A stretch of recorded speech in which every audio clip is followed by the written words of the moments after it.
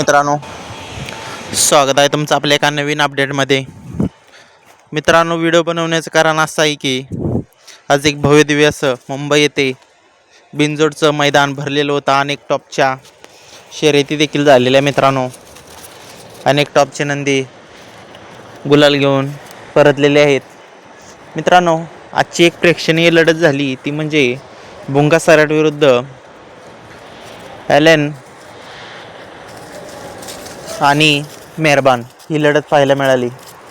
मित्रांनो, या लढतीमध्ये भुंगा मेहरबान विजय झाला. मित्रांनो, खरोखर ज्या शर्यतीची आतुरता सर्वांना लागली होती ती शर्यत म्हणजे बकासूरची शर्यत. कोणासोबत होणार किंवा कधी होणार, अखंड महाराष्ट्रातील फॅन फॉलो वाट बघत होती या शर्यतीची. मित्रांनो, शेवटपर्यंत लोकांना असं वाटत होतं की बकासूर आणि भुंगा सैराट ही शर्यत होईल. हो मित्रांनो, ही शर्यत 100% होणार होती.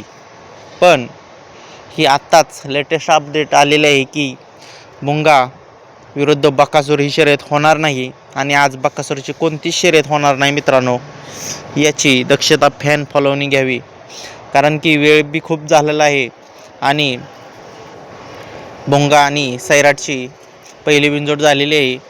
त्यामुळं आज नक्कीच बकासूर चाहते असतील, फॅन असतील, हे नाराज झालेले आहेत. कारण बकासूर खूप दिवसानंतर मुंबईमध्ये आलेला बिनजोडसाठी आणि आज ही शर्यत मोठी कॅन्सल झाली.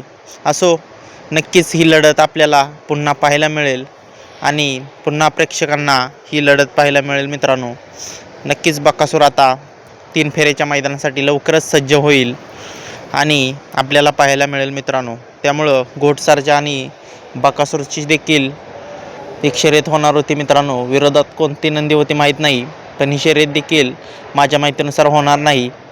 फेरा पण होणार नाही. मित्रांनो, म्हणजेच की आज बकासूरचा एकच फेरा आणि नक्कीच बकासूर आता थोड्याच वेळात परतीचा प्रवास म्हणजे बकासूर पुण्याला निघेल.